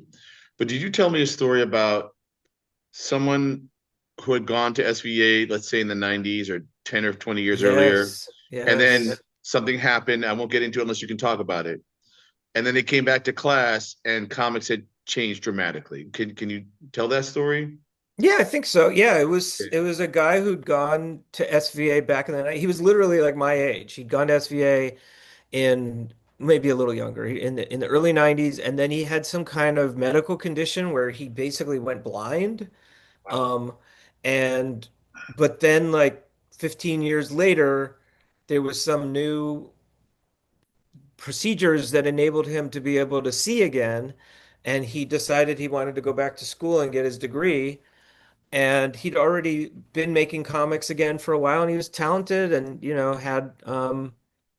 had skill for sure, but he came back into the school as a junior. Like he came back in after having been a sophomore back in, 20 years earlier, and then came in as a junior. And he was the oldest person in the class and turned out to be really stubborn and unwilling to follow the class procedures. Well, And but so, wasn't part of the story though that he was back in SVA back in the day in the 90s, everyone was trying to do their superhero comic.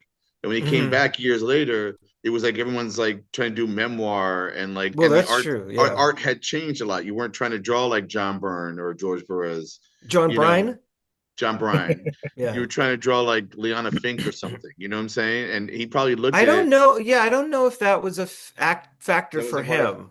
okay. I think he had a like he wasn't doing superheroes. But yeah, that's actually really true. Like the even in the 10 years that I've been at SVA, the population has really changed of the students. Mhm. Um, but back then, I would say it was probably 60-40 male to female students and much more genre interest and Right. like connection to American comics. And now I would say it's 90 to 10 female to male, Hmm. and much more interest in if I mean nobody wants to do superheroes. There's always a couple of kids who are interested in like traditional fantasy kind of, like Conan type stuff because everybody plays D&D now. Right. Um, but other than that, it's very manga influenced and very like web comic influenced. Not even memoir. Like people are really just into fantasy and elves and fairies and transgender wizards and But are they that into kind of stuff. narrative? Like I also get the feeling sometimes when I see young people's work, they'd rather do design and covers versus trying to It's a draw the mixed story. bag. I think that there's always a good chunk of students who really, are narrative storytellers and they understand that the form of comics is for telling stories. But yeah, we do get, unfortunately, we do get a lot of kids who applied in the animation program and didn't get in, but got into comics instead. So it's Right, kind of a weird mix that way, but right, right. they all do they do excellent work. I would say the quality of work from SVA students has gone up in the period that I've been there Oh, in that's terms good. of the level of craft.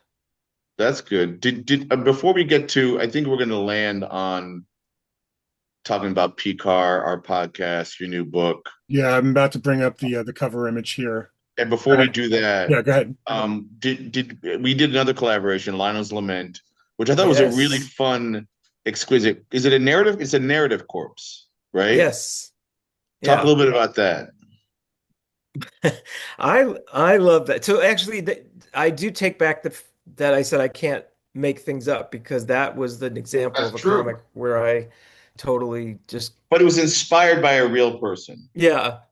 So Lionel's Lament was the comic that Dean and I did back in Keyhole days, and that the character was inspired by a guy we went to high school with, who shall remain nameless, who was a very interesting character, very set in his ways, and uh, stoic, and lived in a apartment in the South Bronx, but like didn't ever really like integrate that element of his upbringing into his character, shall we say.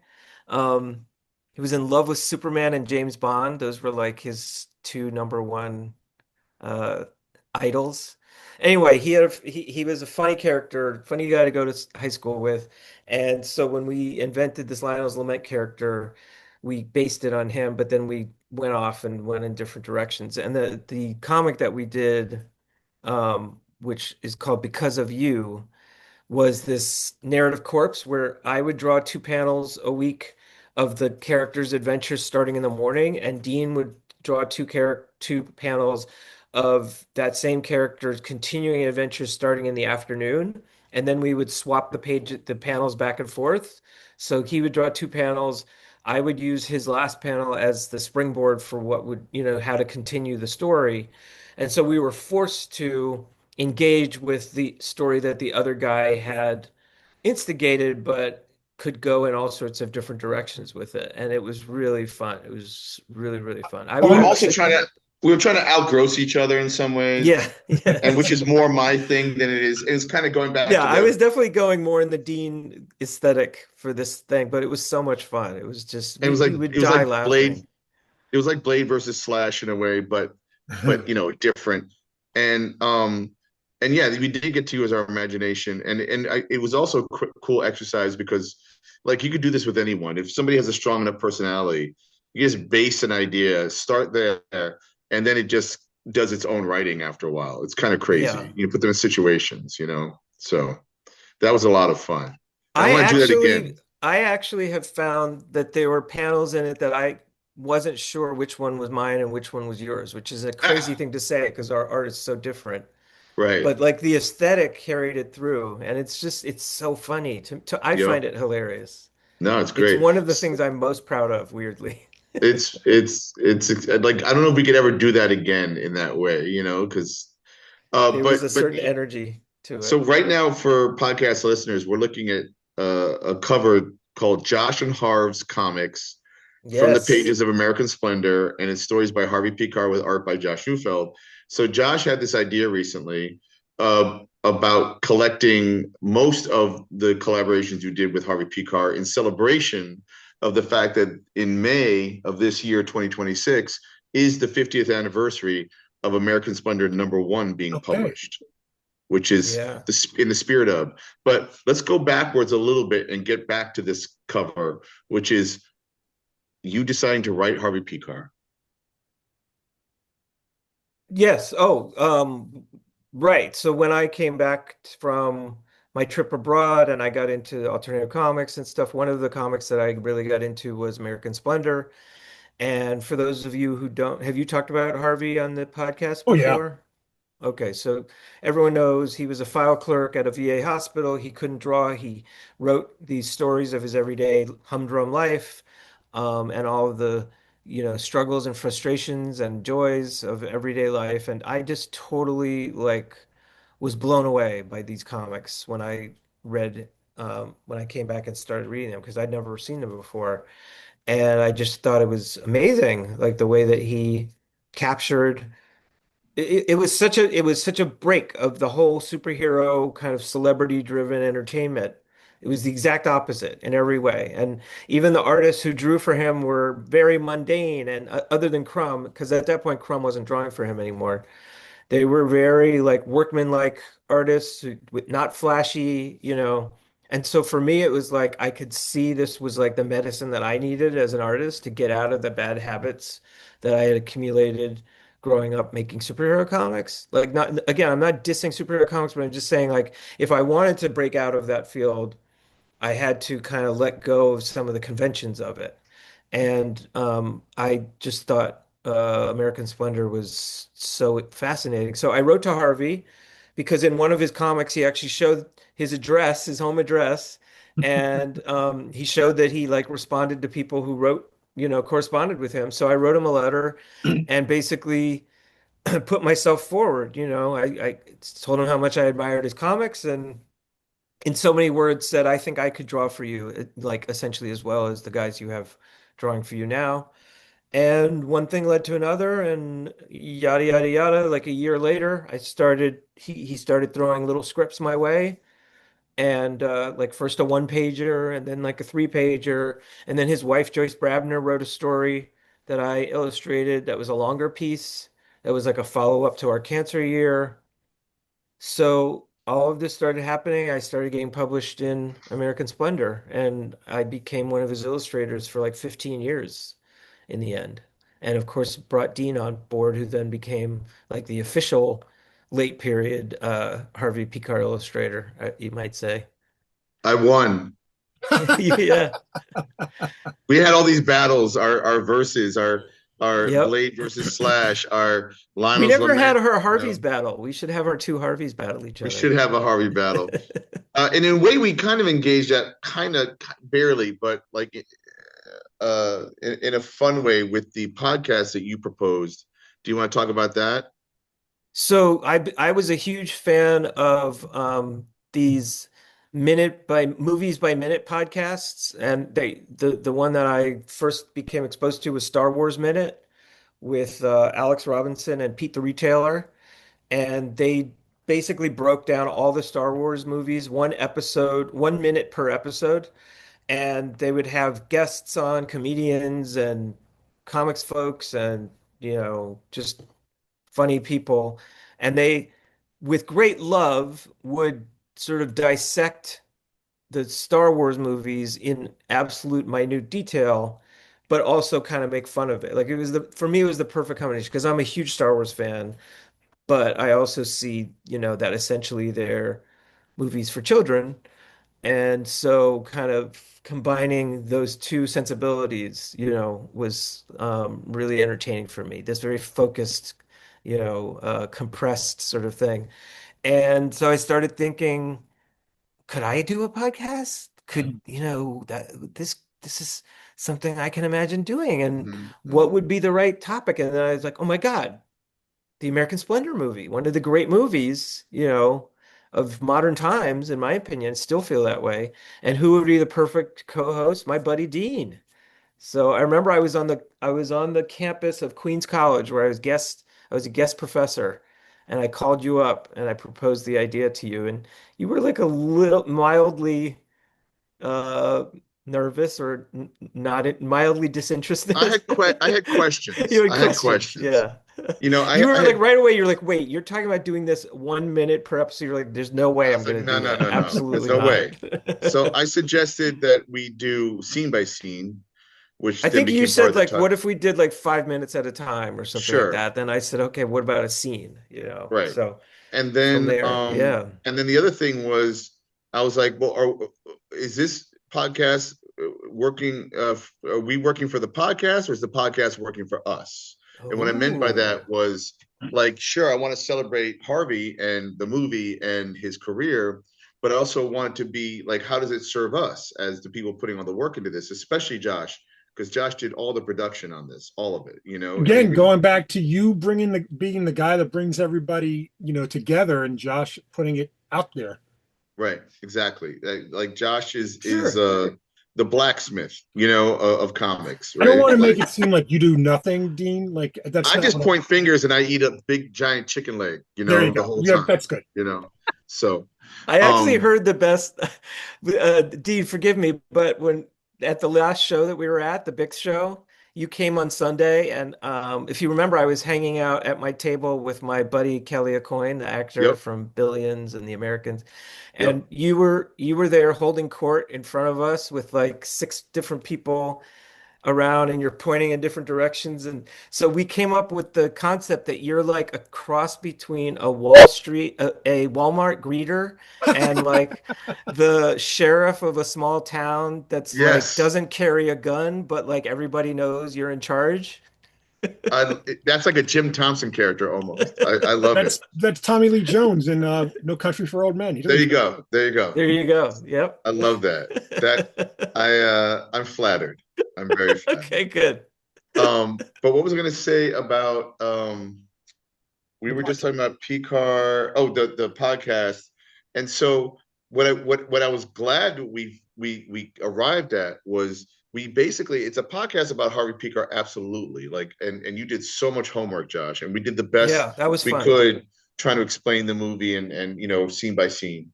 But then it also is a documentation of us growing up as art Yeah. budding cartoonists together, Yeah. Yeah. and that's also really cool. And if we were to ever do another one, Vito, and I know you're a big Prince fan too, but we've talked about the possibility of doing like Purple Rain, the movie, scene by scene. Copyright trademark Dean and Josh so that nobody else does it. That's right. And in The- fact, we were asked to do what was the last 7 minutes Yes, of of North North by by Northwest. Yeah, Northwest, that was Alfred fun. Hitchcock. I So enjoyed that. we Josh produced that as well. I think they did like they rotated out like different people who did podcasts like oh, this. So weird. Yeah. That's very weird. Yeah. yeah, it's very Yeah, Too it weird. So much we was did the it was narrative a last work. seven strange minutes. experience. Yeah. But we pulled it off and it's fun to listen to. I think, like we are good at it and we are pro Also, and you Josh will edit stuff out, including ums and ahs. I I don't do do. that. Although I am very proud of myself. I bleeped somebody's name on both the video and the audio Oh, Really? a couple weeks ago. Yeah. nice. Wait, You do I got a know that? request later to do that? Yeah, I got a request from Dean that we don't mention this person on the show after that Mm. first mention. And I decided, let's just not mention that person now. And so I did it. Uh, Remember. Sure. I, And what I was that person's name? yeah, what it was their name? was bleep. Beep. Their name was Beep.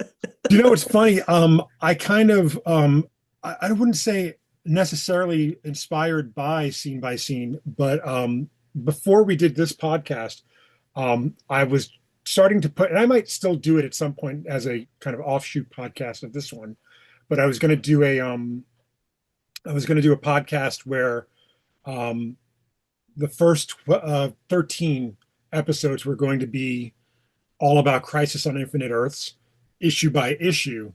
First Oh, one would be like the prelude, like everything that Marv and George had set up beforehand, then go into mm. first issue, second issue, and stuff, and just try to, like review them honestly instead of like through a nostalgic lens.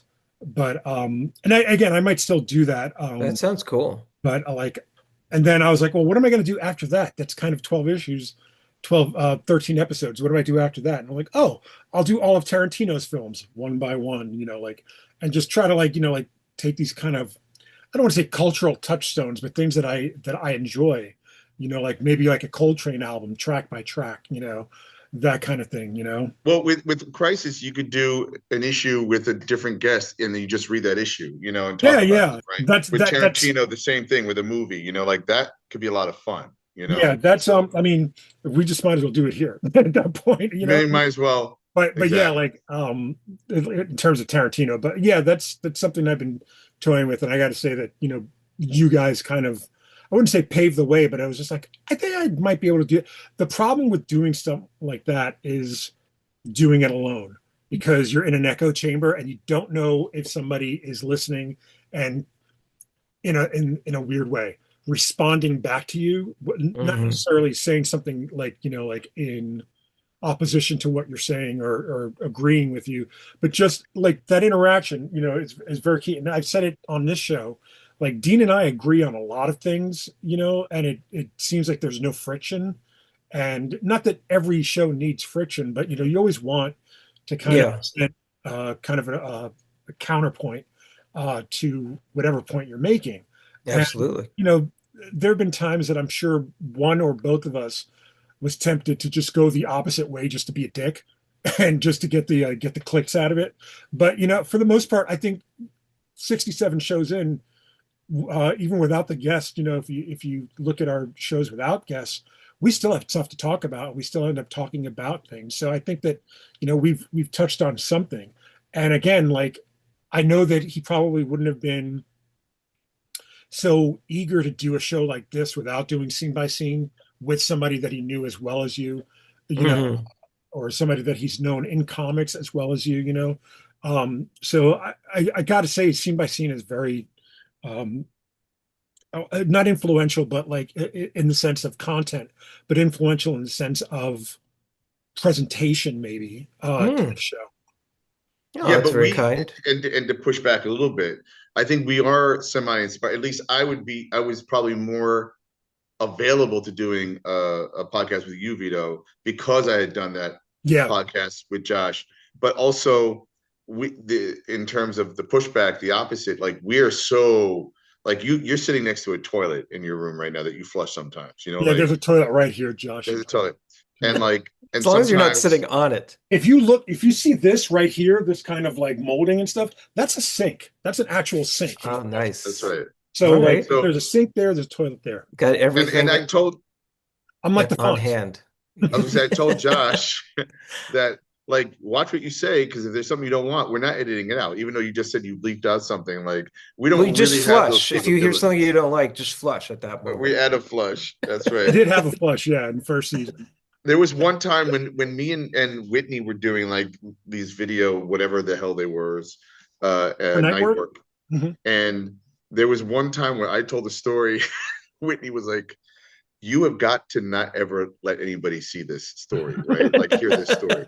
So we did figure out a way. And I remember going and finding a picture, and I start to tell this story, and it's still online in one of the episodes. And then there's a big red picture of us, and it just says redacted, right? Nice. I don't think And the it sound is ran the like just entire thing. No, it's just and then I'm done with the story, right? that's And it always great. cracks me up because we're acknowledging that I said something, and I Yeah. don't remember what I said, obviously, Well, it But she was was like, "Yeah, erased. no, no, I don't want to go It's the missing 9 minutes from your Nixon tape. I don't that's want to right." go too far. I mean, we're almost done, but I do want to bring up Josh's contribution to real life comics only in New York. Yes. This is such a Yes. funny story. So psyched to do this, to be in this book. uh, Eh, Josh, you want to explain this because I like it's something that I've actually weirdly I've experienced um, uh, In New York in New or York. Yes, yeah, yeah, yeah. but I I feel like everybody I know, once I put this story out there, has shared that it has happened to them as well. And it's amazing to me because, but anyone outside of New York has no concept of what we're right, talking about and find it as weird as I do find it. So the story is that in my neighborhood in Brooklyn, but apparently all over New York City, there's a tradition where these Orthodox Jews go around and they ask people if they're Jewish on the street. And if you say yes, it's during certain holiday periods, then they try to get you to take part in like a prayer, and sometimes it involves you shaking a branch or holding a lemon-like thing, or if they really get you, they might even invite you into one of their mitzvah mobiles and like wrap the tefillin on you and stuff.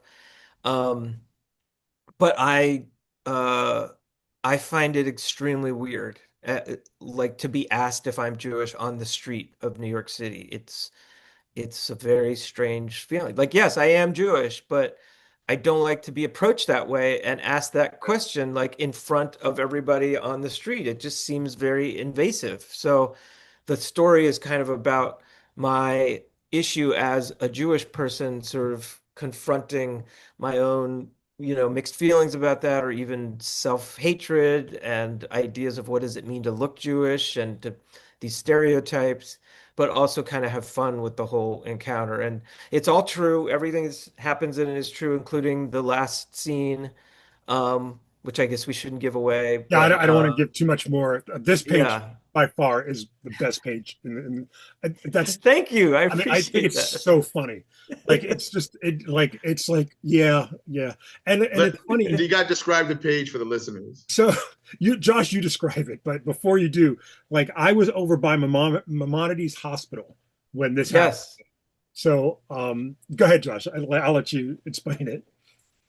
Yeah, so there's a full page illustration of me shrugging, in a very kind of like stereotypical Jewish kind of expression with my hands up, like, oh, hey, It me, might as well be called Oi.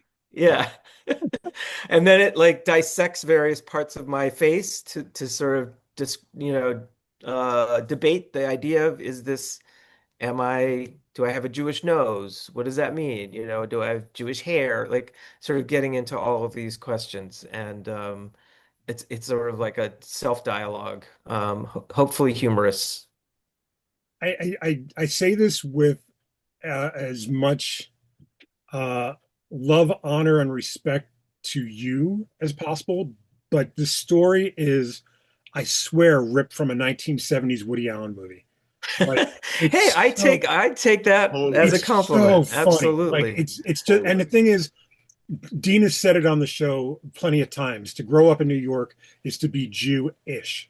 Like we're all Yes, kind of familiar with exactly, in exactly. a very abstract way. If and some of us, that are goyim, like we don't really know the traditions and stuff like that. But we're Right. still at least But you familiar get with. you yeah, you get the gist of it. Absolutely. So funny. Like, and again, like, and that goes back to, like I said, Woody Allen. Like watching Woody Allen movies just Hmm.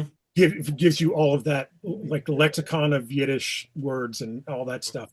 Watching Curb Your Enthusiasm and seeing Yep. Larry David go through his stuff, and that's what this reminds me of. In a sense, Oh, I'm it's thrilled. not as That crass makes me maybe as Larry very David, happy. but yeah, I love it.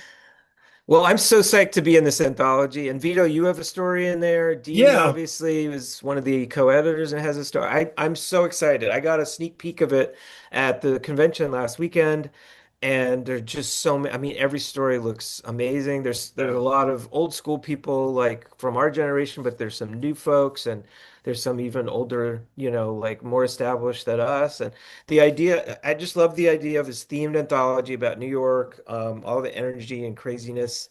Oh, there's someone in the background. That's Hello. she's also in my story. Nice. Hi. It's actually the Um, funny thing. The story is more about her than it is about me, because okay. the best thing you could do with New York is see it through someone who's not a native.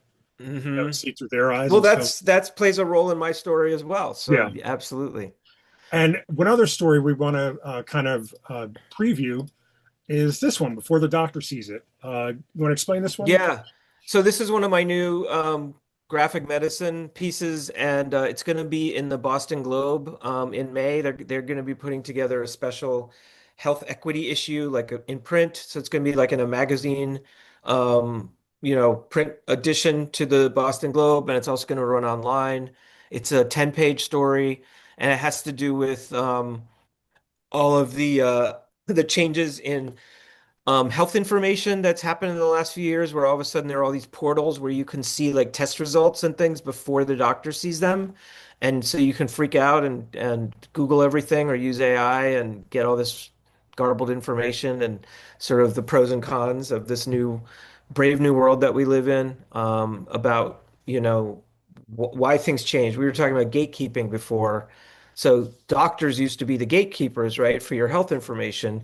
And now there were a series of laws that were passed which doesn't allow that anymore. So basically, you're seeing your health results and test results often before the doctor does, and what are the implications of that? So it kind of looks into all that from the perspective of doctors and from patients, including a woman who's living with brain cancer, and just tries to again, bring a topic that maybe a lot of us have thought about, but don't bother to read about in detail, but maybe would find this an interesting way to sort of explore the topic. I do want to point this out. This panel with RFK Jr. is brilliantly illustrated, I and was I staring tried at to that. make It him was even more scared. cross-eyed. It just The scared me to editor, look the at. editor made me take away the worm that was crawling out of his head. Oh, I hilarious. would have maybe like made his like dialogue in his dialogue balloon a little scratchy or something. Oh, totally. I should have done that. That's right. Yeah, with that weird That's voice he's got. hilarious. Yeah. Yeah.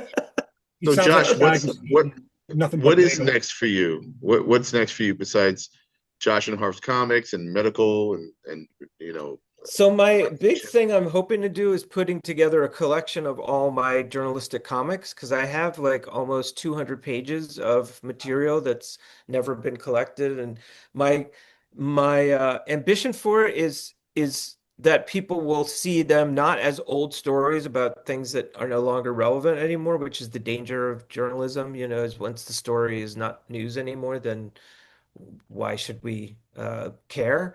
But I think I can make a case that these stories sort of like are a portrait or a historical record of kind of, how the world, the country has changed over the last 15 years, and that they point to a lot of things. So some story from 10 years ago, is very much a mirror of the way our world is now, and So yeah, I'm basically hoping to I'm putting that material together and still thinking about, will I find a publisher? Will I Kickstarter? Will I self-publish it? All of those kinds of questions. But I'm hoping to get that out there pretty soon. It's awesome.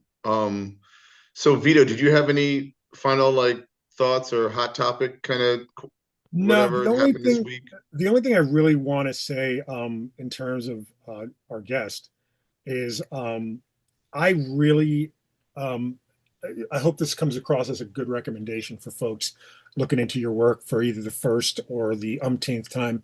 I really have to buy a new version of A Few Perfect Hours. Uh, like I said, travelogue comics are so, I dig them so much. There it is. Like I owned that book at one point. I don't know whatever happened to it, but I have to rebuy it because it's a Oh, fantastic. that's very kind of you to say. I wonder if people nowadays are still interested in travel narratives and stuff. It doesn't seem like um, young people don't talk a lot about exploring the Nobody can world and afford to seeing travel, things. probably. Yeah. You But know, remember, you don't have to be rich. You can do it that's, cheaply. that's right. You did it. You did it. Yeah. Two things. One is to end it on when we'll end it on one thing I want to end it on, but we didn't mention one book that was also, I think, a maybe a New York Times best-selling book, and that was The influencing machine? I was going to bring Book that up. Stone. Yeah, Book Stone, the collaboration you did. Yeah. Um, That now, that was how another many one that got collaborations me have down. well, see, how many collaborations have you done? Not too many, right? In book form, Yeah, that's I mean, if you count the stuff I did with Pekar, which I collected myself into a 32-page comic, that's one. And then yeah, the biggest one was the one I did with Brooke Gladstone.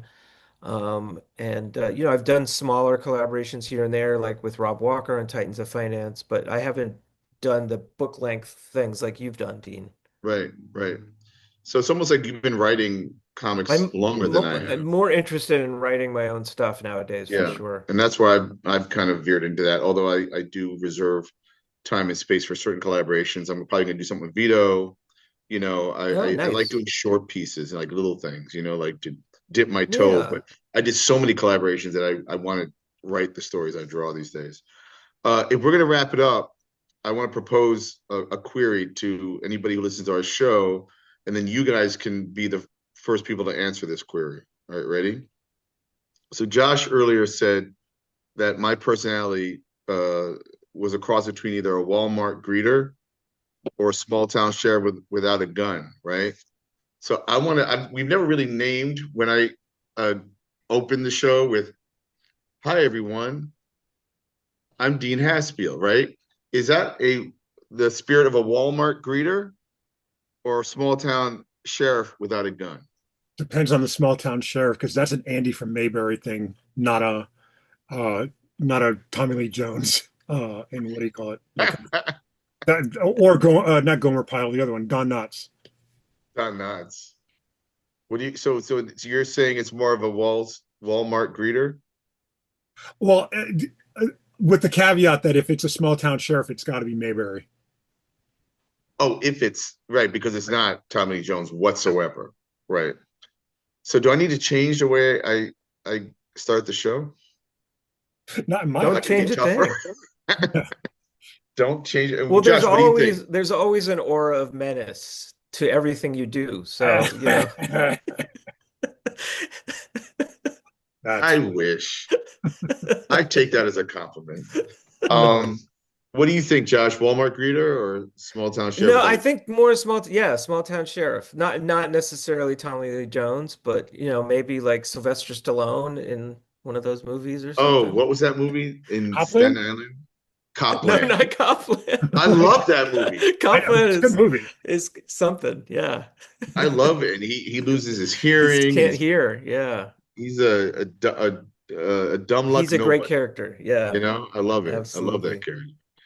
All right. Well, Josh, thanks so much Thank you, for Josh. Thank you guys for having me on. uh, This was a lot of Absolutely. fun. yeah, man. Can't Kept it believe you got easy. me talking for 2 hours. We Yeah, get man. it, get Impressive. everybody to do it at some Don't point. worry, we'll edit it down to 10 minutes. Good, good, good. Yes. And take So out all the ums. All the Yeah, ums. good luck. You can do it. I just want to remind everybody also that the Kickstarter for Real Life Comics only in New York is still going. I believe there is 2 weeks left as of Thursday tonight. So by the time you read this, it'll be, I believe, 11 days left. So, or by the time you watch this, not read this. So get in there, get in early, get in often. Plenty Yes. of stuff. I don't like. There's only been one person I think that got the hot tub or the Russian bath one with you and Eli. So or you and Doug. So somebody's got to get it too. Yeah, you It's got to good. get some Yeah. more people in the hot tub. Yeah, man. Well, Absolutely. Please. next week, Dean, we got to talk about this guy. So I didn't get it yet from That's why J we're gonna Issue wait. Comics, but hopefully it'll get to me. And if it doesn't, oh wait, we got to talk because I think we're going early next week, so we won't Yes. be able to talk about it. We'll have to wait a week or two. Anyway, Okay. okay. That's fine. But yeah, we got to talk about it at some point. Thank you, everybody, for joining us. Again, thank you, Josh Neufeld. Thank you, Dean, once Thank you, more. Vito. And we will see you guys next week Thanks. at Bye. church.